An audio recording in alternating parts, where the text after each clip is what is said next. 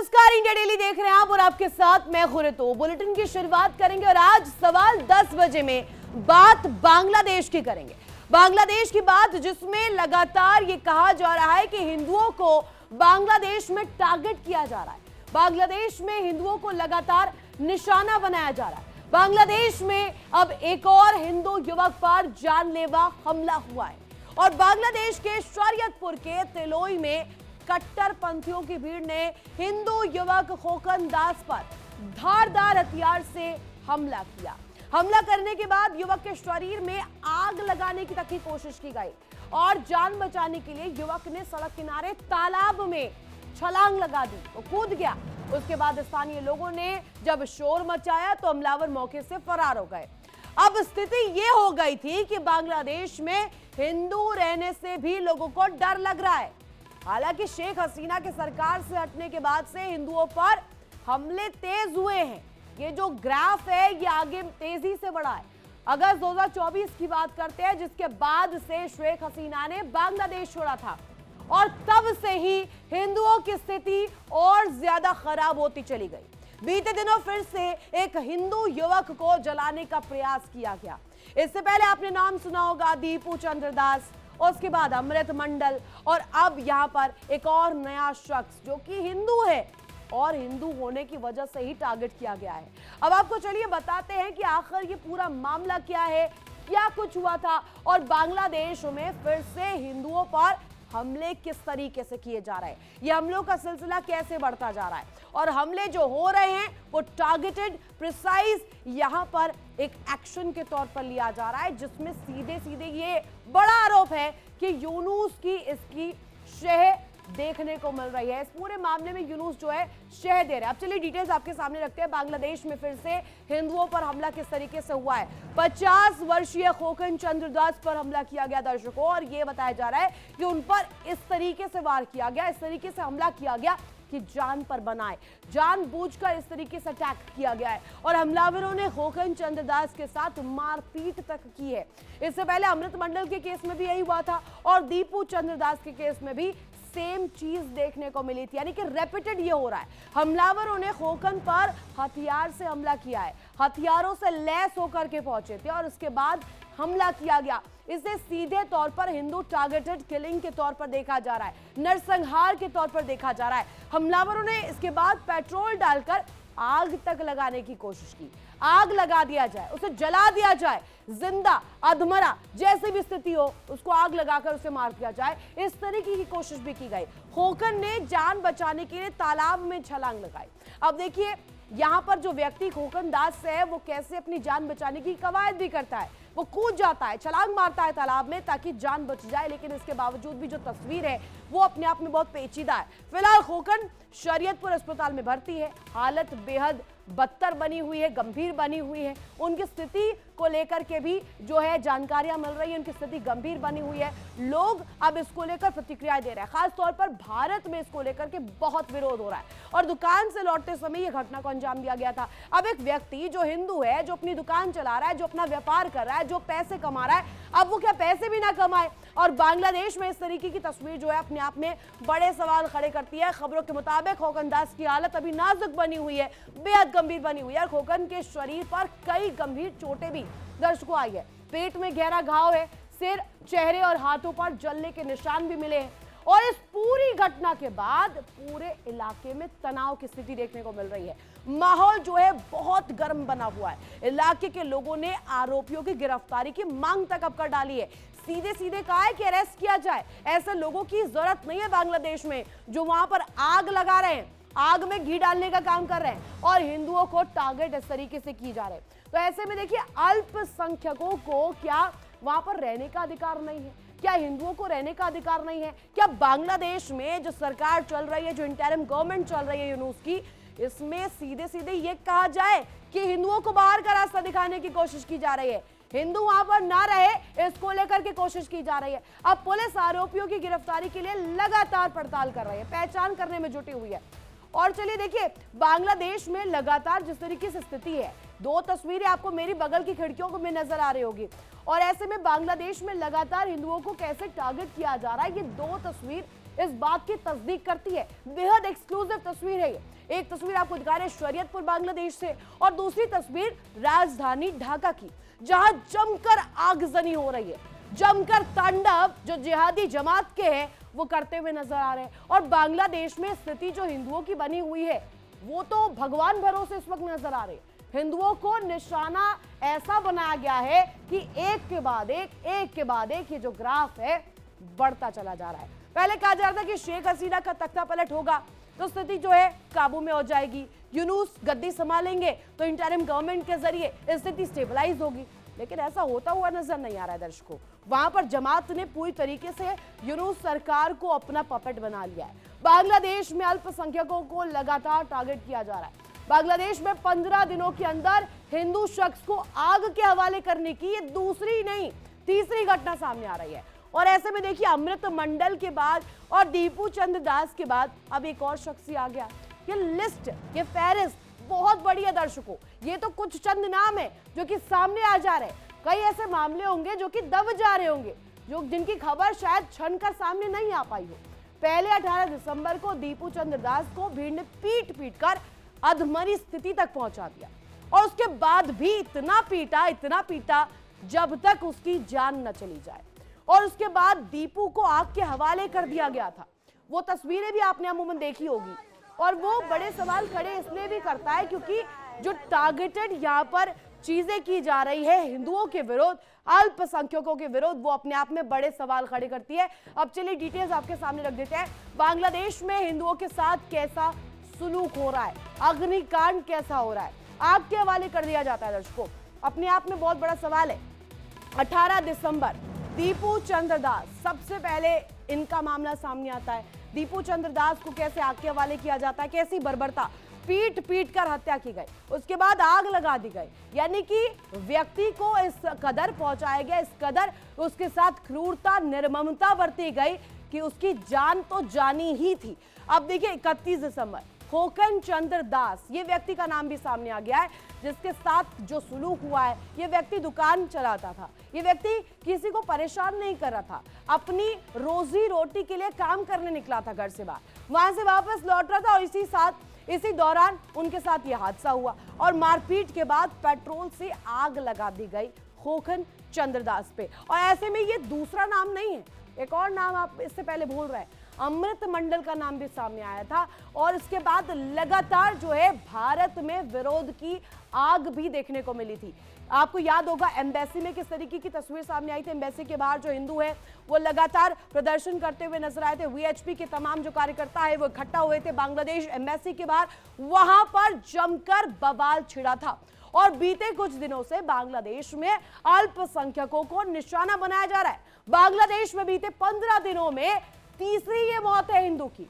और 18 दिसंबर को दीपू चंद्र दास की हत्या की गई। 24 दिसंबर को राजावाड़ी जिले के अमृत मंडल को पीट कर मार दिया गया, खत्म कर दिया गया। और 29 दिसंबर को मेमन सिंह जिले में कपड़ा फैक्ट्री के अंदर हिंदू कर्मचारी बजेंद्र बिस्वास, आप इस नाम को क्यों भूल रहे हैं, ये भी नाम एक सामने आया था, इसको भी गोली मारकर इसकी भी हत्या कर दी गई थी। और अब नया मामला सामने आया जिसमें सीधे तौर पर ये केस सामने आ रहा है खोकन सिंह का। देखिए खोकन चंद्र दास, जिसको लेकर के जानकारी मिल रही है, लगातार हमलावर पीटते गए, इस स्थिति तक उस व्यक्ति को पहुंचाया गया कि वो कहीं ना कहीं एक तस्वीर पेश करे पूरे ग्लोबल ऑर्डर में कि कैसी बांग्लादेश में इस वक्त जो सरकार है वो काम कर रही है, जुनूस कैसे काम कर रहे हैं। यूनुस हिंदुओं के खात्मे के लिए क्या मौन स्वीकृति दे रहे हैं, क्या वो अब मान चुके हैं कि हिंदुओं को बाहर का रास्ता दिखा दिया जाना चाहिए, क्या इस्लामी जो तौर तरीके हैं, इस्लामी कट्टरपंथ को लेकर जो जिक्र किया जाता है अब वो बांग्लादेश में हावी हो रहा है। और बांग्लादेश में क्या अल्पसंख्यकों के लिए कोई जगह नहीं है, क्या हिंदुओं के लिए कोई जगह नहीं है। ये सवाल बार बार कई दफा इसलिए पूछे जा रहे हैं क्योंकि सत्ता जो है वहां पर जो सत्ता पर काबिज लोग हैं जिनसे उम्मीद की जा रही थी कि बांग्लादेश जिस आग में जल रहा है उस आग को शांत कराया जाए, उस पर पानी डाला जाए, लेकिन अब वही घी डाल रहे हैं, वही घी डालने का काम कर रहे हैं। और साथ ही साथ जमात जो है इसमें सबसे बड़ी भूमिका दर्शकों निभा रहा है क्योंकि जमात ये कोशिश कर रहा है कि जो वहां पर परसेंटेज हिंदुओं की 8% के तकरीबन है वो और ज्यादा कम हो जाए। हमने इससे पहले जब डिस्कशन की थी और इसको लेकर के जब आपके सामने जानकारियां रखी थी तो कई दफा हमने बताया था कैसे जो रिकॉर्ड है हिंदुओं की पॉपुलेशन में वहां पर कम हुआ है, और सबसे तेजी से अगर मैं कहूं तो वहां पर हिंदुओं की आबादी ही कम हुई है, आबादी घटी है। और ये क्या इंडिकेट करता है दर्शकों? ये इंडिकेट करता है कि वहां पर एक प्लान्ड तरीके से, पूरी तरीके से एक प्लॉट तैयार किया गया है हिंदुओं के खिलाफ। अब ये जो दो तस्वीर आप देख रहे हैं स्क्रीन पर, एक तस्वीर शरीयतपुर की जहां पर खोकन चंद्रदास जो है इस वक्त जो है गंभीर स्थिति में एडमिट है। उनकी हालत बेहद नाजुक बनी हुई है, उनकी हालत इस कदर है कि उनको आग लगाने की कोशिश उनके साथ की गई। अब आपको बताते हैं अमृत मंडल को लेकर के जबरन वसूली का आरोप उन पर लगाया गया। बजेंद्र विश्वास, मजाक में गोली चला दी गई। बजेंद्र विश्वास के साथ तो विश्वासघात भी हुआ है, नाम विश्वास था उनका, उन्होंने विश्वास किया होगा अपने साथी के पर, लेकिन वो साथी ऐसा विश्वासघात करता है, उसके ऊपर खंजर घोंपता है, पता भी नहीं चलता, मजाक मजाक में गोली चला दी जाती है। और अब देखिए ये स्थिति जो है, अब जब खोकन चंद्रदास की तस्वीर सामने आती है, अपने आप में वहां की अंतरिम सरकार पर, वहां की इंटरिम गवर्नमेंट पर सवाल खड़े करती है। लोगों की जान के साथ इतना बड़ा खेल क्यों किया जा रहा है? और क्या यूनुस को नहीं दिख रहा है? ये खबरें जब इंडियन मीडिया में फ्लोट होती है तो क्या यूनुस टीवी लगाकर नहीं देखते हैं? इतना सब कुछ होने के बाद बांग्लादेश सरकार ने चुप्पी क्यों साधी हुई है? क्यों मौन स्वीकृति दे रहे हैं? अंतरिम सरकार का दावा यह है कि इस मामले को गंभीरता से लिया जाए, लेकिन सच्चाई इससे बहुत परे है दर्शकों। बांग्लादेश में अल्पसंख्यक और हिंदू सुरक्षित नहीं है। अब आपको हम बीते कुछ वर्षों में हिंदुओं के हमले की जानकारी भी दे देते हैं, आंकड़ों के जरिए बताते हैं बांग्लादेश में टारगेट किस तरीके से हिंदू किए जा रहे हैं, और एमईए का आंकड़ा क्या कहता है कि ये भी अब आपको जानकारियां देंगे कि किस तरीके से जो है यहाँ पर ये आंकड़ा सामने आ रहा है। जरा रखिए वॉल पर ये तस्वीर, क्या कहता है एमईए का आंकड़ा। 2022 में मौतों का आंकड़ा देखिएगा 47, और इसके साथ साथ 2023 में फिर आंकड़ा बढ़ जाता है 302। अब 2024 में देखिए ये किस तरीके से मल्टीप्लाई हुआ है, कई 100% ये मल्टीप्लाई हुआ है, यानी कि 3200 अब 2024 में आंकड़ा पहुंच चुका है। और ये आंकड़ा ऐसा वैसा नहीं है, एमईए का आंकड़ा है जिसको झुटलाया भी नहीं जा सकता, बांग्लादेश इसे नहीं झुटला सकता।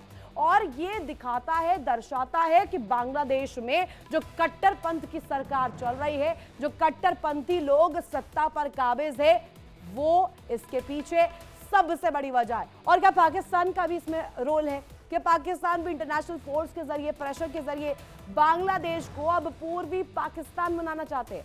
क्या उस रास्ते पर अब बांग्लादेश चल दिया है जिस पर पाकिस्तान कई सालों पहले चल चुका था?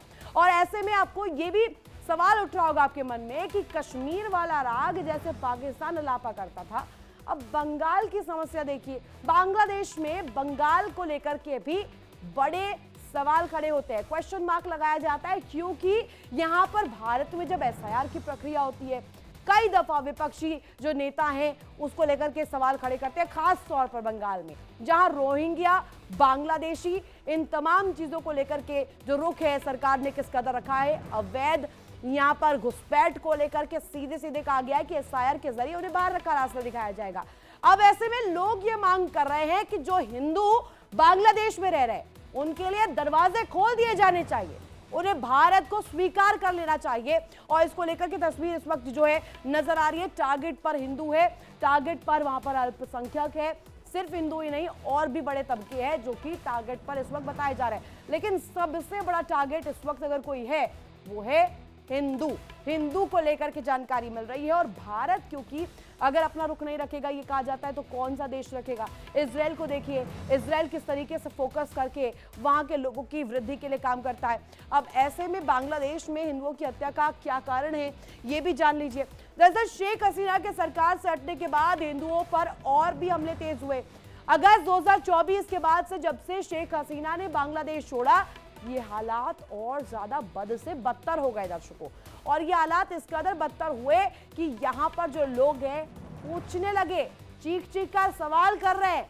और सवाल ये कि क्यों हिंदुओं को ही टारगेट पर रखा जा रहा है, हिंदू इनके टारगेट पर है। और बांग्लादेश की बर्बादी की वजह भी इसे अब बताया जा रहा है, क्योंकि बर्बाद हो जाएगा बांग्लादेश अगर पाकिस्तान की राह पर चल दिया। पाकिस्तान तो खुद कंगाल है, दूसरे को भी कंगाल करना चाहता है। पाकिस्तान के पास खाने के लिए कुछ नहीं, पीने के लिए कुछ नहीं, हवा भी बंद कर दी जाए वहां की। तो अगर मौका मिला भारत को तो ओपीएस सिंदूर में जैसे हमने देखा था, पानी बंद कर दिया था तो वहां पर तिलमिला गए थे, तड़प रहे थे पानी के लिए, पानी वापस दिया गया। और अब इस तरीके की प्रयास कर रहा है। आईएसआईएस के 8 व्यक्तियों को भेज दिया 24 नवंबर को। तो वो 8 दिनों का जो सिलसिला था आईएसआईएस के लोगों का, वहां पर क्या कर रहे थे, वहां पर कौन सी को करिकुलर एक्टिविटी कर रहे थे, ये तमाम सवाल अब खड़े किए जा रहे हैं। और पाकिस्तान की भूमिका बांग्लादेश के सिचुएशन में किस तरीके से अहम हो जाती है, इसे भी समझना बहुत ज्यादा दर्शकों जरूरी है। बांग्लादेश में फिर से हिंदू जो है टारगेट पर आ गए हैं। हमलावरों ने खोकन चंद्र दास को जिस तरीके से पीटा, जिस तरीके से उसके साथ बर्बरता की गई, ये सवाल अपने आप में बहुत बड़े क्वेश्चन खड़े करता है, इंसानियत पर भी, मानवाधिकार पर भी, और उस पर भी जहां पर जो एक राज्य है या एक देश है उसकी डिप्लोमेसी किस पर निर्भर करती है। अब इंटरिम गवर्नमेंट वहां पर है तो सवाल भी यूनुस से पूछा जाएगा कि क्यों चुप होकर के सब देख रहे हैं, सब सुन रहे हैं, क्यों नहीं कुछ कहते हिंदुओं की मौत पर, हिंदुओं की हत्या पर, हिंदुओं को जिस तरीके से टारगेटेड उनके साथ लिंचिंग की जा रही है, उनके साथ नरसंहार किया जा रहा है, क्यों नहीं आते हैं सामने, क्यों नहीं इसको लेकर पोस्ट करते हैं। जब जयशंकर मिलते हैं पाकिस्तान के असेंबली स्पीकर से तो वो फोटो पोस्ट करने के लिए बड़ी होड़ होती है, वो फोटो पोस्ट कर देते हैं यूनुस साहब, लेकिन ये नहीं देखते हिंदुओं को किस तरीके से मार रहे हैं।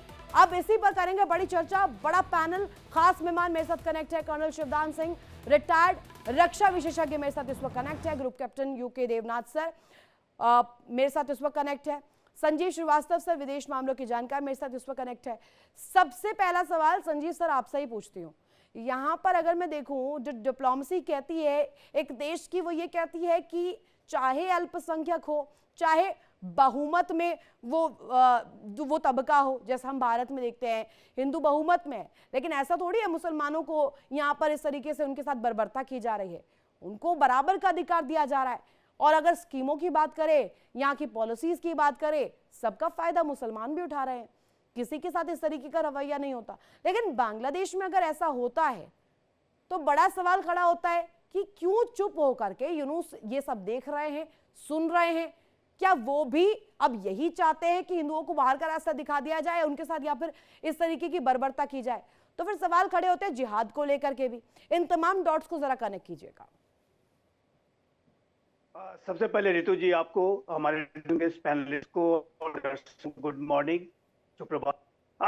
देखिए, देश में ये कुछ हो रहा है, ये एक गहरी देश में पिछले वर्ष या उसके पहले से ही चल रही है, ये उसी का पार्ट है, ये बिल्कुल स्पष्ट है। बांग्लादेश में जो वहाँ के जो कट्टरपंथी हैं, रेडिकल इस्लामिस्ट, अतिवादी, आतंकपरस्त ताकतें, पाकिस्तान का डीप स्टेट, कई महाशक्तियों के जो डीप स्टेट एलिमेंट्स हैं, वो बांग्लादेश के लोकतंत्र को बिल्कुल से रसातल में ले जाने की उन्होंने साजिश रची है, उसी के तहत ये चीजें चल रही हैं।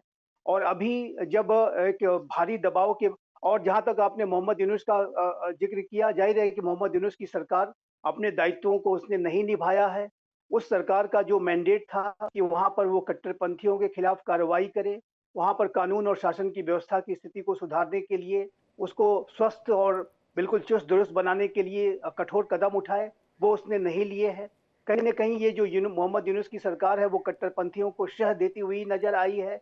और मोहम्मद यूनुस की सरकार गैर निर्वाचित जो सरकार है, जो कि अंतरिम गवर्नमेंट है, और जाहिर है कि अब उसके कुछ ही दिन बचे हुए हैं, 12 फरवरी के बाद वहां पर एक निर्वाचित सरकार होगी।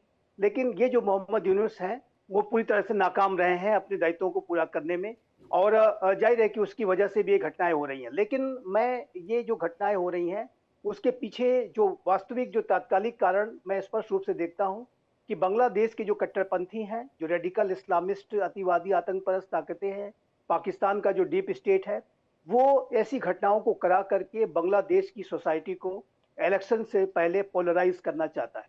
वहाँ के जो रेडिकल्स हैं, जो इस्लामिस्ट हैं, जो आतंकी कट्टरपंथी विचारधारा को रखने वाली जो ताकतें हैं, वो इस तरीके के हमलों को करके बांग्लादेश को रिलीजियस लाइंस पर डिवाइड करना चाहते हैं, और उसका जो लाभ है, राजनीतिक लाभ, राजनीतिक रोटियां सेकना, वो इसी तरीके की आग को लगा करके उस पर वो सेकने की कोशिश कर रहे हैं, और जिसको की लेकर के बांग्लादेश की आवाम को सजग होना चाहिए। जाहिर है कि जिम्मेदारी मोहम्मद यूनुस की है, हमारी सरकार का जुरिडिक्शन तो वहाँ है नहीं कि हम कोई कार्रवाई करें।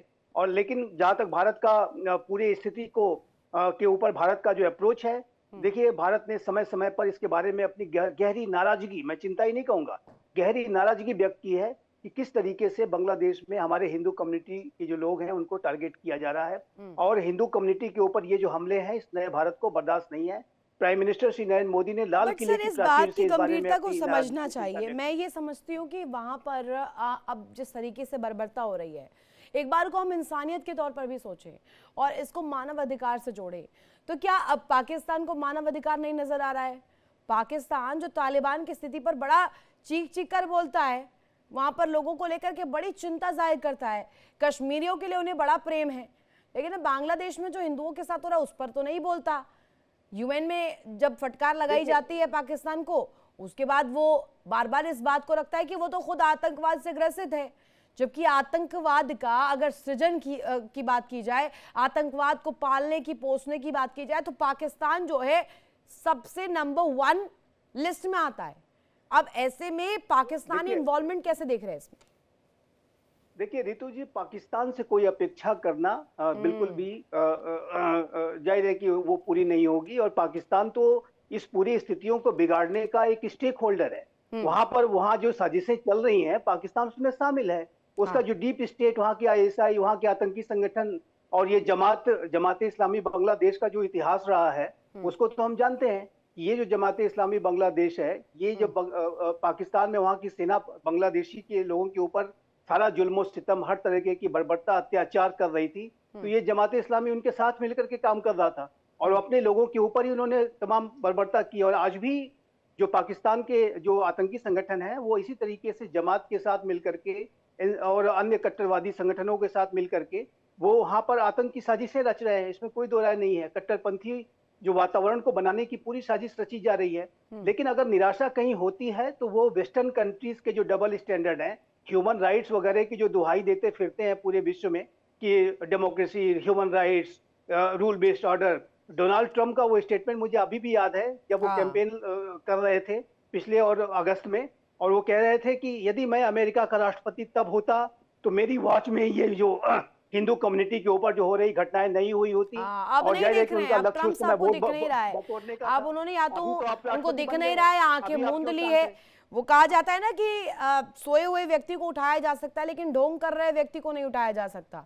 ये दोनों चीजें अब ट्रम्प साहब के साथ भी लागू होती है। ट्रम्प साहब इसको अब कैसे इग्नोर कर रहे हैं, क्यों कर रहे हैं, उनका क्या फायदा है इसमें, ये अलग सवाल है, एक अलग विषय है, इस पर भी मैं आऊंगी संजीव सर। लेकिन यूके देवनाथ सर, अब मैं आपसे एक बहुत स्ट्रेट सवाल पूछती हूँ। जब जिहाद को लेकर के कहा जाता है तो बड़ी मिर्ची एक तबके को लग जाती है। कहा जाता है जिहाद का चैप्टर, जिहाद को लेकर के जो तस्वीर है वो एक तरह से इस्लामी जो सोच है, कट्टरपंथ की जो भावना है, उसको लेकर के जब भी बात रखी गई है तो हर दफा मिर्ची लगी है उन लोगों को। लेकिन अगर मैं बांग्लादेश की स्थिति देखूं, वहां पर भी तो यही हो रहा है ना। जमात क्या कर रहा है, जिहाद की भावना ही तो परोस रहा है लोगों के मन में। अब वो व्यक्ति बजेंद्र विश्वास, उसको क्या पता कि उसका ही दोस्त उसको खंजर घोंप देगा। जी हाँ, बांग्लादेश में 1971 के पहले जब वहाँ ईस्ट पाकिस्तान हुआ करता था, उन्होंने हमेशा बांग्लादेश में जिहादी एलिमेंट, धार्मिक मानसिकता, रूढ़िवादी मानसिकता वाले लोगों को एनकरेज किया था। और यह एक बहुत बड़ी वजह थी कि क्यों बांग्लादेश पश्चिम पाकिस्तान से आस्ते आस्ते दूर हटता गया। हाँ। जब बांग्लादेश को आज़ादी मिली 1971 में, तो मुक्ति वाहिनी का जो युद्ध हम याद करें तो उसमें बांग्लादेश 2 धड़े में हमेशा बटा हुआ रहा पूरे युद्ध के दौरान। मार्च के महीने में जब शेख मुजीबुर रहमान ने बांग्लादेश को पाकिस्तान से आज़ाद घोषित कर दिया, उसके बाद से आधा बांग्लादेश शेख मुजीबुर रहमान के नेतृत्व में आ गया। और उन्होंने 16 दिसंबर 1971 तक आधा बांग्लादेश शेख मुजीबुर रहमान के साथ था और उन्होंने पाकिस्तान से अलग होने की युद्ध किए। मुजीबुर रहमान के नेतृत्व में, जैसे हम कहते हैं कि मुक्ति वाहिनी ने काम किया। लेकिन ये भी याद रखना पड़ेगा कि प्राय आधा बांग्लादेश ऐसा था जो कि पश्चिम पाकिस्तान से अलग होना नहीं चाहता था। वह पाकिस्तान का ही हिस्सा बने रहना चाहते थे। इसमें बहुत बड़ी तादाद ऐसे मुसलमानों की थी जो कि भारत से 1947-48 में जब देश का विभाजन हुआ तो बड़ी तादाद में भारत से मुस्लिम, खासतौर से पूर्वी भारत से, बिहार, पश्चिम बंगाल, असम से एक बड़ी तादाद में मुस्लिम चले गए बांग्लादेश में, ईस्ट पाकिस्तान में। ये जो भारतीय मुसलमान थे जो कि असल में बांग्ला भाषी नहीं थे, उनके दादा परदादा बंगाली नहीं बोलते थे, वो बिहार से गए। ये लोग हमेशा 1971 के युद्ध के बाद भी शेख मुजीबुर रहमान विरोधी रहे, अवामी लीग पर वहां पे विरोधी तो रहे। शेख मुजीबुर रहमान की लेगेसी को भी नहीं फॉलो किया जा रहा है ना। बड़ा सवाल तो ये भी है कि मुजीबुर रहमान की स्टैचू उसको वहां पर उसको लेकर के चीजें करना, उसको लेकर के तस्वीरें आना, या मुजीबुर रहमान की तस्वीर, जैसे इससे पहले जब डिस्कशन हुई थी संजीव सर से ही मैंने पूछा था कि उनकी करेंसी से तस्वीर हटा करके हिंसा की तस्वीर वहां पर लगा देना, इस तरीके की बातें भी सामने आई। तो मुजीबुर रहमान को भी बहुत बड़ा तवज्जो वहां पर दिया नहीं जा रहा है। तो इसमें सवाल तो उठेगा ना कि चाह क्या रहे हैं वहां पर लोग। तो वहां पर चाह रहे हैं कि उनकी सलामती हो, लेकिन सरकार का पक्ष कुछ और ही लगता है। सरकार तो झुकी भी लगती है पाकिस्तान की ओर, ऐसा है क्या? जी हाँ, आपने जो कहा वो सही है। हो ये रहा है कि अवामी लीग को हटाकर दूसरी ताकतें पावर में आना चाहती हैं। अब बीएनपी जो है वो जैसे दूसरी ताकत है, लेकिन बीएनपी हमेशा से ही एक एस्टेब्लिश्ड पॉलिटिकल पार्टी रही है, ऑर्गेनाइज्ड पार्टी रही है, और सबसे बड़ी बात है कि बीएनपी बांग्लादेश को एकजुट रखने में, स्टेबल रखने में, यानी नियम कानूनों के हिसाब से बांग्लादेश को चलाने में सफल भी रही है। लेकिन अब एक तीसरी ताकत जो सामने आ रही है, जमाते इस्लामी, मुस्लिम छात्र शिविर, या अभी नव गठित एनसीपी, ये नई नई जो ताकतें सामने आ रही हैं, आप समझ लीजिए कि ये सब रूढ़िवादी, धार्मिक कट्टरवादी, इस्लामिक भावनाओं से ग्रसित पार्टियां हैं। इनको मालूम है कि इनको वोट शायद ज्यादा नहीं मिलेंगे, तो वोट कैसे कमाएं? एक ही तरीका है कि भारत विरोधी बयान दो, वोट मिल जाते हैं। एक और तरीका है कि हिंदुओं के खिलाफ कुछ एक्शन कर दो, इनको वोट मिल जाते हैं। लेकिन शायद मोहम्मद यूनुस की जो सरकार है वह इनके ऊपर ठीक से कंट्रोल करने में असफल हो रही है। इसका सबसे बड़ा रीजन ये है कि जमीनी हकीकत बांग्लादेश में आज ऐसी है कि पुलिस जो है वो गश्त पे नहीं जा रही है। पुलिस के लोग जो हैं थाने में ड्यूटी पर आ नहीं रहे हैं, अपने घरों में छुप के बैठे हुए हैं। और पुलिस के लोग अगर कुछ इक्का दुक्का थाने में ड्यूटी में आ भी जाते हैं तो वो गश्त पे नहीं जाते हैं, इन्वेस्टिगेशन करने नहीं जाते हैं। जितने एसीपी हैं उनके आदेश के आने के बावजूद जो एसएचओ हैं वो ड्यूटी पर नहीं आते हैं, गश्त पे नहीं जाते हैं। सबसे बड़ी बात है, अगर वो गश्त पे जाते भी हैं तो जमात के एरियाज में नहीं जाते हैं। वो गश्त पे जब जाते हैं तो ऐसे एरिया में जाते हैं जहाँ पे पहले माहौल ठीक ठाक है।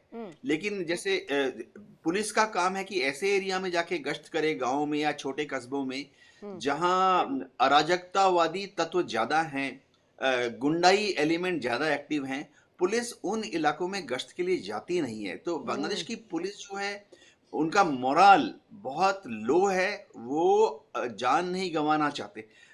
जब से पिछले साल जुलाई अगस्त के बाद से करीबन 9 पुलिस वालों को भीड़ ने पीट के मार डाला। यूके देवनाथ सर, आपने ये बहुत डिटेल्ड इंफॉर्मेशन दी है और ये दर्शक जो देख रहे हैं उनको समझ आ रहा होगा कि ये जो स्थिति है वहां पर जो उत्पन्न हुई है, इसके पीछे की वजह क्या है, ग्राउंडर क्या है, बैकग्राउंडर क्या है।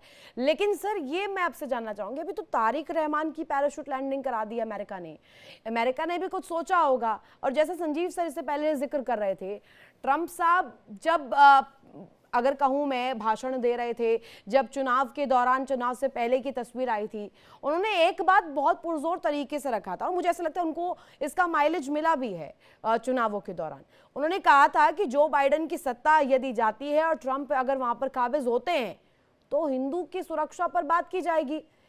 तो ऐसी क्या मजबूरी थी उनकी? उनको क्या समझ आने लग गया था कि बांग्लादेश की सिचुएशन आने वाली है आने वाले दिनों में? जब पिछले साल जुलाई में बांग्लादेश में ये सब हरकतें चालू हुई तो तब पश्चिमी ताकतों का, पाकिस्तान का और शायद कुछ हद तक चीन का भी एक ही एम था कि किसी तरह से शेख हसीना को, अवामी लीग को सत्ता से हटाया जाए किसी भी तरह से। लेकिन अब पिछले 1 साल में बांग्लादेश में जो हुआ है उसके बाद पश्चिमी ताकतों का ये आकलन है कि मोहम्मद यूनिस और जमाते इस्लामी शायद इलेक्शन में जीत नहीं पाएंगे। तो फिर अगला तरीका क्या है? तारिक रहमान को वहां पे भेजकर बीएनपी की जो ग्राउंड इमेज है, पकड़, जमीनी पकड़ को इम्प्रूव करने के पीछे मकसद ये है कि तारिक रहमान जो हैं वो पश्चिमी ताकतों के साथ उनके बस में रहेंगे। अब खालिदा के मौत के बाद, खालिदा जिया के मौत के बाद जो देखिए बांग्लादेश में भी कुछ ऐसा माहौल रहता है कि जो पॉलिटिकल पार्टियां वो परिवार में चलते हैं। अवामी लीग का ज्यादातर शेख हसीना जैसे है, शेख मुजीबुर रहमान के बाद उस लाइन पे चल रहा है। खालिदा जिया के बाद बीएनपी तारिक के हाथ में आ गई है। तो अब पश्चिमी ताकतों को ऐसा लग रहा है कि तारिक जो है वो एक बेहतर घोड़े, रेस के घोड़े, यानी कि इस पूरी सिचुएशन में एक उम्मीद के तौर पर अभी तारिक रहमान उभर तो रहे हैं, जनता उन पर भरोसा इसी बेसिस पर उठा रही है कि क्या पता क्या हो जाए आने वाले दिनों में बांग्लादेश में, उससे पहले तारिक रहमान को दे दीजिए कमान ताकि वो स्थिति आने ही ना पाए, वो स्थिति थोड़ी सी स्टेबलाइज हो जाए। इस मद्देनजर वहां पर जनता जो है अभी उनके लिए बहुत ज्यादा कहा जाए तो सपोर्टिव भी है। हमने तस्वीर देखी थी जब वो एयरपोर्ट पर आए थे तो लाखों लाखों संख्या में लोग वहां पहुंचे हुए थे। इस पर मैं आऊंगी वापस, लेकिन शिवदान सर अब आपसे एक सवाल बहुत डिटेल चाहती हूं, मैं चाहती हूं उसमें आप जरा बताएं कि ये जो हम आंकड़ा देखते हैं, अगर मैं भी आंकड़ों को गिनवाऊं, 2025 में 23 हिंदुओं की मौतों को लेकर के बात सामने आई। ये प्रतीत होता है कि 23 से भी ज्यादा की संख्या ये हो सकती है। अभी 23 को लेकर के पुष्टियां हुई हैं, 4 तो अभी मैंने गिनवा दिए जिसमें दीपू चंद्रदास है, अमृत मंडल है, बजेंद्र विश्वास है और अभी ये नया नाम खोकन सिंह, जिनकी अभी मौत नहीं हुई है, उनकी हालत बेहद गंभीर बनी हुई है।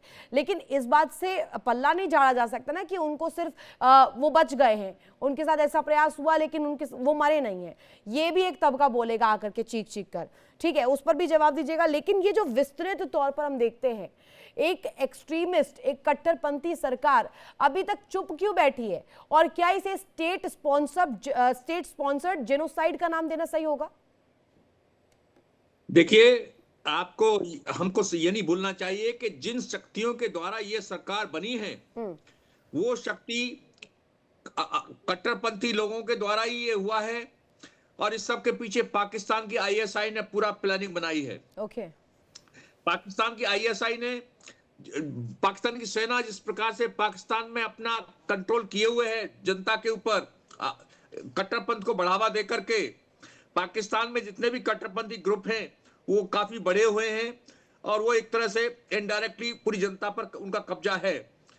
यही तरीका पाकिस्तान की सेना ने बांग्लादेश के लिए अपनाया जब उसने देखा कि शेख हसीना भारत के काफी नजदीक है और बांग्लादेश की तरक्की काफी हो रही है, आर्थिक विकास हो रहा है, तो इससे पाकिस्तान के लोग क्वेश्चन कर रहे हैं कि बांग्लादेश ना विकसित हो रहा है, हम जो है पीछे रह गए हैं। इसलिए पाकिस्तान की सेना ने वहां पर मुस्लिम कट्टरपंथ को बढ़ावा दिया है बांग्लादेश में, और उन्हीं के इशारों पर ये जो सत्ता परिवर्तन हुआ, स्टूडेंट अनरेस्ट शुरू हुआ बांग्लादेश में, जिसके द्वारा यूनुस को पावर में लाया गया। पर फिर शिवदान सर ये भी सवाल उठेगा कि पाकिस्तान अगर इसमें इतना इंटरेस्ट ले रहा है, ठीक है, एक पॉइंट ये है कि भारत से बदला लेना है, भारत से दुश्मनी आगे बढ़ानी है, या भारत को डिमीन करना है, भारत को नीचा दिखाना है, ये तमाम चीजें हैं। भारत को अगर कनेक्ट ना करते हुए अगर उसके इतर देखें तो पाकिस्तान को क्या फायदा है? पाकिस्तान के पास खुद उनकी आवाम के लिए तो खाने पीने की व्यवस्था है नहीं। अब बांग्लादेश में कौन सा को-करिकुलर एक्टिविटी करा देंगे आईएसआईएस के वो लोग? देखिए ऐसा है, पाकिस्तान की जनता पाकिस्तान की सरकारों से सवाल कर रही थी कि हम क्यों पीछे रह गए और बांग्लादेश क्यों तरक्की कर रहा है। इसको एक तो वहां की सरकार बांग्लादेश को भी अपना जैसा बनाना चाहती है, जिसके कारण पाकिस्तान की जनता उनसे सवाल ना करे कि हम पिछड़ गए, वो आगे बढ़ गए। सेकेंडली, पाकिस्तान की सरकारों का ये उद्देश्य है कि बांग्लादेश में कोई भी ऐसी सरकार ना बने जो भारत भारत के साथ अपनी सहानुभूति रखती हो या भारत के साथ उसके रिलेशन अच्छे हो। शेख हसीना के रिलेशन भारत के साथ बहुत अच्छे थे। आर्थिक क्षेत्र में जो बांग्लादेश की प्रगति हुई है वो केवल इसलिए हुई है कि भारत ने उसका पूरा सहयोग दिया है। जितना भी कॉटन का इंडस्ट्री है बांग्लादेश में, उसमें पूरा समर्थन भारत का है, जिसके कारण आज बांग्लादेश जो था कॉटन के क्षेत्र में इतना प्रगति कर गया कि उसके जो प्रोडक्ट हैं अमेरिका तक पहुंच रहे हैं। इसके कारण बांग्लादेश की जो आर्थिक प्रगति थी काफी हो चुकी है। मगर जब से ये शुरू हुआ है बांग्लादेश में ये जो अनरेस्ट शुरू हुआ है, तब से बांग्लादेश की जो इकोनॉमिक कंडीशन है वो नीचे आने लगी है। वहां पर लोगों का एक स्थिति ऐसी आ जाएगी जो पाकिस्तान की तरह वहां पर खाने के लिए अनाज भी नहीं मिलेगा। कोशिश कर भी रहा है पाकिस्तान, शिवदान से जैसा आप कोट कर रहे हैं, वो कोशिश भी यही कर रहा है कि उस छोर को, उस ईस्टर्न देश को एक पाकिस्तान के कहा जाए तो एक एब्रिविएशन के तौर पर पेश कर दिया जाए, पूर्वी पाकिस्तान उसे बना दिया जाए। जो पाकिस्तान में हालात है वो बांग्लादेश में बन जाए, उसमें फायदा पाकिस्तान का भी है, दो हाथ वो भी करेगा भारत से बांग्लादेश के कंधे पर बंदूक रखे। तो कोशिश ये है कि खुद से ना लड़े, खुद में इतना मादा नहीं है लड़ने का, तो बांग्लादेश के सिर चढ़ करके बैठ जाइए और सिर चढ़ के उधर से लड़ाई लड़िए। हालांकि इस पर मैं संजीव सर से पूछना चाहूंगी। संजीव सर, ये समझाइएगा, एक तस्वीर जो बहुत फ्लोट हुई है इंटरनेशनल मीडिया में भी और इंटरनेशनल फोरम्स पर भी, इसको लेकर के काफ़ी चर्चाएं हुई, बहुत सारी बातें अलग अलग तरीके की, नेगेटिव भी लीजिए, पॉजिटिव भी लीजिए, ट्रोल भी किया गया कई दफ़ा। एस जयशंकर की एक तस्वीर फ्लोट हुई थी पाकिस्तान के असेंबली स्पीकर के साथ बांग्लादेश में जब वो गए थे खालिदा जिया की सुपुर्दे खाक में। अब ये तस्वीर जो है यूनुस पोस्ट करते हैं बाकायदा।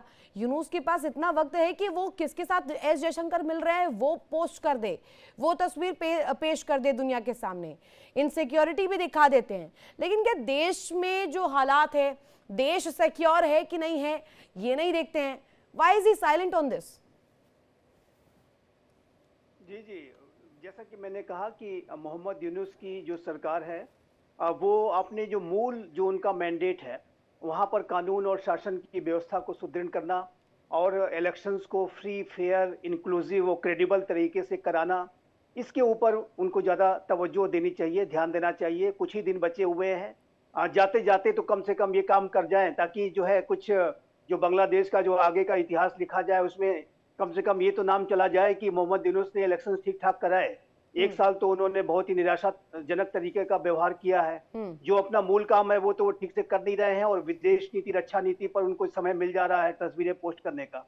और ये जो जाहिर है कि यही सारी जो कमियां हैं मोहम्मद यूनुस की सरकार की। पर समस्या कहाँ है सर? मुझे ये चीज समझने में बहुत इंटरेस्ट है कि अब ठीक है मिल लिए हैं, पाकिस्तान को इग्नोर हमने कई दफा किया है। पाकिस्तान ने पहलगाम में जो किया, वेस्टर्न घाटी में जो किया, उसके बाद मुंह तोड़ जवाब दिया है भारत ने।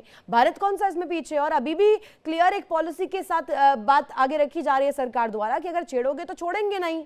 ये भी चीज एक बार पेश कर दी गई है और ये भी कहा गया है कि इस बार अगर किसी भी तरीके से कोई भी इन्वॉल्वमेंट पाकिस्तान की इस तरीके की आतंकी घटनाओं में आगे प्रूफ हो जाती है तो पाकिस्तान इस बार मुंह की खाएगा और ऐसी मार पड़ेगी पाकिस्तान को, ऐसी लताड़ पड़ेगी कि वो अपने आप का जो चेहरा है ना वो आईने में भी नहीं देख पाएगा। इस तरीके का हश्र पाकिस्तान का होगा क्योंकि आतंकवाद परोसना कोई बहुत उम्दा काम तो है नहीं, पीस मेकिंग का तो काम है नहीं। आप आतंकवाद को पनपा रहे हैं अपने देश में, इस्लामाबाद से आप प्रॉपलेट करवा रहे हैं आतंकवादियों को, ये तो कोई जरिया नहीं है। लेकिन सवाल ये कि एस जयशंकर अगर मिल जाते हैं, नरमी के साथ मिलते हैं, ये भारत का रवैया रहा है। हम तो वसुदेव कुटुंबकम का नारा देते हैं ना, हम लोग लड़ाई के लिए थोड़ी आगे बढ़ते हैं, हम तो देश की प्रगति के लिए आगे बढ़ते हैं, दुनिया की प्रगति के लिए आगे बढ़ते हैं। जीडीपी में 4th रैंकिंग है भारत की, हम तो इस नजरिए से आगे बढ़ रहे हैं। लेकिन फिर इतनी मिर्ची क्यों रखती है यूनुस को? क्या ये लग रहा है कि अब पाकिस्तान नर्म क्यों पड़ रहा है? देखिए रितु जी, मैं एक बात बहुत स्पष्ट रूप से कहना चाहता हूँ आपके बड़े सम्मानित चैनल के माध्यम से कि ये जो भारत और पाकिस्तान के बीच के संबंध तभी रिवाइव हो सकते हैं, तभी सामान्य हो सकते हैं और उसमें कोई प्रगति हो सकती है जबकि पाकिस्तान आतंकवाद के विरुद्ध इरिवर्सिबल, वेरीफाइबल, क्रेडिबल स्टेप लेकर के दिखाए, एविडेंस बेस्ड एक्शंस लेकर के दिखाए। और ये पाकिस्तान ने आज तक नहीं किया है। और भारत का जो अप्रोच है, जाहिर है कि ये नया भारत है, ये बदला हुआ भारत है, और आतंकवाद के संदर्भ में इस भारत का अप्रोच जीरो टॉलरेंस का है। आतंकवाद की ये घटनाओं को ये नया भारत बर्दाश्त नहीं करेगा, और आतंकवाद के संदर्भ में हमारा जो अप्रोच है वो नॉन कॉम्प्रोमाइजिंग है। ये जो हैंडशेक इत्यादि का आप जो जिक्र कर रहे हैं, ये कर्टसी, देखिए अगर एक शोक सभा चल रही है, उसमें बहुत सारे लोग इकट्ठे हैं, तो कर्टसी विजिट्स और कर्टसी कॉल्स हो जाती हैं, और लेकिन उसका बहुत मतलब ये मोहम्मद यूनुस अगर निकालने की कोशिश करें या पाकिस्तान के एस्टेब्लिशमेंट उसको निकालने की कोशिश करे कि सब कुछ हंकी डोरी हो गया है, सब कुछ भला चंगा हो गया है, तो ऐसा कुछ नहीं हुआ है। जब तक पाकिस्तान आतंकवाद के विरुद्ध, मैंने फिर से कहूंगा, आतंकवाद के विरुद्ध उसे ठोस कार्रवाई, एविडेंस बेस्ड एक्शन लेकर के दिखाने ही होंगे, तभी जाकर के कोई भारत और पाकिस्तान के बीच में बातचीत हो सकती है। देखिए हमारे विदेश मंत्री एस जयशंकर एससीओ की समिट में भी गए थे, और वहां पर वो इस्लामाबाद भी गए थे, लेकिन वो जो ऐसी जो परिस्थितियां, इंटरनेशनल जो इन्वायरमेंट होते हैं, उसमें भारत अपने कमिटमेंट्स को पूरा करने के लिए कदम उठाता है। भारत बहुत जिम्मेदार है, और पाकिस्तान के प्रति स्टैंड तो भारत का बहुत क्लियर है कि मिलने का मतलब ये थोड़ी है कि हमने ये नरमी बरत दी हो कि अगर अब पाकिस्तान ऐसी जुर्रत करेगा तो हम जवाब नहीं देंगे। नहीं, देखिए पाकिस्तान के प्रति भी हमारा अप्रोच बहुत सकारात्मक है। पाकिस्तान के लोगों के साथ भारत हमेशा से अच्छे संबंध रखना चाहता है, वहां की आवाम के साथ हमारा कोई बैर भाव नहीं है। लेकिन जो पाकिस्तान के हुक्मरान हैं, और एक तरफ तो हम पानी की अपेक्षा करते हैं कि पानी मिल जाए, ये मिल जाए, वो मिल जाए, और दूसरी तरफ आप आतंकी भेजेंगे, तो ये नहीं हो सकता। पाकिस्तान यदि अपने भविष्य को और इसके ऊपर यूके देवनाथ सर से भी एक रिएक्शन में चाहती हूँ। यूके देवनाथ सर, एक नाम और एक कोट जो है बहुत फ्लोट हो रहा है, वो ये कि बैटल ऑफ बेगम्स है बांग्लादेश में। पहले Sheikh Hasina, then comes in picture Khalida Zia. अब आप देखिए भारत के साथ जो रिलेशंस है, चाहे बीएनपी के वक्त में हो, शेख हसीना की पार्टी के वक्त में हो, या अभी तारिक रहमान क्योंकि वापस लौट गए हैं, कौन सी सिचुएशन भारत के लिए सबसे ज्यादा फ्रूटफुल होगी, वहां के हिंदुओं के लिए फ्रूटफुल होगी, ये सबसे बड़ा सवाल इस वक्त का है। समय की मांग यह है कि तारिक रहमान काम करे हिंदुओं के प्रति, लेकिन क्या अब इस सिचुएशन को यूके देवनाथ सर के नजरिए से मैं समझूं तो ये क्या स्टेट स्पॉन्सर्ड जेनोसाइड है? क्या इसे ये टर्म देना सही है? देखिए फिलहाल इसको स्टेट स्पॉन्सर्ड जेनोसाइड कहना शायद जमीनी यथास्थिति नहीं है। जो अंतरिम सरकार है वो लगातार भारत सरकार के संपर्क में भी है। श्री एस जयशंकर के नेतृत्व में हमारा विदेश मंत्रालय बहुत शानदार काम कर रहा है। भारत ने पाकिस्तान के जो हाई कमिश्नर हैं उनको आगाह किया है, दिमाश भी इशू किया है, और रेस्पॉन्स में उनका जवाब जो आया है उसमें कटुता भरे शब्दों का इस्तेमाल नहीं किया गया है। तो दोनों देश के विदेश मंत्रालय आपस में सहयोग कर रहे हैं। होता है ये है कि बांग्लादेश में देखिए बीएनपी जो है जमाते इस्लामी के बहुत करीब रही है, दोनों ही सहयोगी पार्टी रही हैं। ये भी संभव है कि बीएनपी और जमात मिलकर सरकार का गठन करें 12 फरवरी के बाद में। जब तक Awami League party full fledge election लड़ती थी तो हमेशा उनके विरोध में बीएनपी लड़ती थी, और बीएनपी अवामी लीग के विरोध में जमाते इस्लामी के साथ एक गठबंधन बनाती थी, चाहे वो इलेक्शन लड़ने के लिए गठबंधन हो या सरकार बनाने के लिए गठबंधन हो। तो क्या इस बार किसके खिलाफ बीएनपी एनसीपी के साथ गठबंधन करेगी? 12 फरवरी के पहले और 12 फरवरी के बाद जमाते इस्लामी और बीएनपी, इनके जो मेन विरोधी पार्टी थी अवामी लीग, जिसके डर से ये साथ साथ आए थे, वो तो अब है नहीं। अवामी लीग को तो इलेक्शन में भाग लेने का मौका नहीं दिया जा रहा। तो होगा ये कि इलेक्शन होंगे, वो पक्की बात है कि होंगे, क्योंकि तो क्या फिर सरकार पर क्या प्रेशर बनना चाहिए कि दरवाजे खोल दे वहां के हिंदुओं के लिए? ये भी अभी बहुत चर्चा का विषय है। आप जाइएगा, जब लोगों से इंटरेक्ट कीजिएगा, वो यही कहते हैं, लेमैन लैंग्वेज में कहा जाता है कि दरवाजे खोल दीजिए, वहां के हिंदुओं को आने दीजिए भारत में, और यहाँ पर जो अवैध घुसपैठिए हैं उनको वहां पर वापस भेज दीजिए। बांग्लादेश में देखिए ये समझना पड़ेगा कि जैसे भारत में हम घुसपैठियों को एक टेक्निकल और लीगल फ्रेमवर्क में लाकर वापस बांग्लादेश भेजने की कोशिश कर रहे हैं। बांग्लादेश में अभी तक किसी भी सरकार ने जैसे बीएनपी की सरकार रही है या जमाते इस्लामी ने भी अब तक अपने एजेंडा में ये नहीं कहा, इलेक्शन एजेंडा में ये नहीं कहा कि हिंदुओं को बांग्लादेश से निकालना है। ये समझना पड़ेगा। बांग्लादेश में करीबन 1.5 करोड़ हिंदू हैं। उनको बांग्लादेश से निकालकर हिंदुस्तान भेजा जाए, ये जमाते इस्लामी और तो और जो कट्टरपंथी मुस्लिम दल हैं, इस्लामी छात्र शिविर वगैरह, इन्होंने भी अपने इलेक्शन मैनिफेस्टो में नहीं कहा है कि 1.5 करोड़ हिंदुओं को धकेल कर इंडिया में भेज दिया जाए। इसमें भी बड़ा लूप होल है और इसमें भी बड़ा टेक्निकल पार्ट है। आप जैसा एक्सप्लेन कर रहे हैं कि कई करोड़ों में संख्या है, बेशक से परसेंटेज में आप देखेंगे तो 8% के तकरीबन है, 7.02 अगर मैं सही हूँ। तो ऐसे में ये नंबर जो है अगर पर पर्सन आप काउंट करें तो वो बहुत बड़ा नंबर हो जाता है। उन्हें एडजस्ट करना भारत में शायद टेक्निकली बहुत बड़ा एक सवाल रहेगा। उन्हें कैसे लाया जाए, कैसे रखा जाए, यहाँ पर कैसी व्यवस्था हो, किस तरीके से उनको लेकर के चीज़ें की जाएं, ये तमाम चीज़ें फिर आ जाती हैं। लेकिन शिवदान सर, अब आपसे मेरा ये सवाल है कि बैटल ऑफ बेगम्स को लेकर मैंने जिक्र किया था यूके देवनाथ सर से, उस पर ज़रा मैं डीपन चाहती हूँ, आप करिए। ये कहा गया कि फर्स्ट प्राइम मिनिस्टर खालिदा जिया के साथ जो सुलूक हुआ, उनके साथ भारत के रिश्ते जैसे थे, और अभी देख रहे हैं हम शेख हसीना के साथ तख्ता पलट की स्थिति होती है। और अगर मैं पूरा टेन्योर गिनवाऊं, दर्शक जो देख रहे हैं उनको मैं बता दूं कि 1996 से 2001 तक पहली बार, उसके बाद 2009 से 2024 तक उन्होंने शासन चलाया है। और इतने सालों तक अगर कोई महिला प्रधानमंत्री वहां पर रहे और इस तरीके से तख्ता पलट हो जाए, और अगर मैं इन दो नामों को पैरेलल ड्रॉ करूं, चाहे खालिदा जिया हो और शेख हसीना हो, ये जो लड़ाई है दोनों महिलाओं की, इंडिपेंडेंट तौर पर आप कैसे देख रहे हैं? देखिए, बांग्लादेश में